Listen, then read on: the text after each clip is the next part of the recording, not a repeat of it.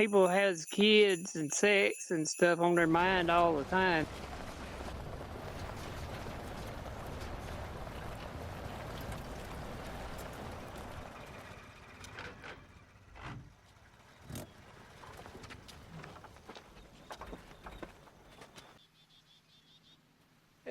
Yeah, hold up a minute, friend. Here, come on out. I need to show you something. What? Well, come on out. I won't hurt you.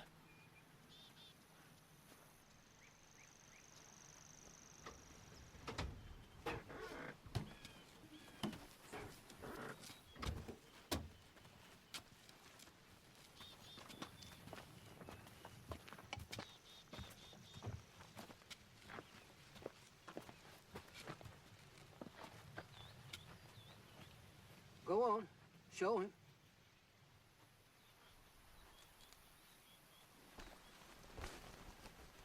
She's abnormal, a retard, but she don't complain, won't tell nobody. Back your truck for $2. She's tight. Sitting out there like a duck in a barrel. What up or wouldn't.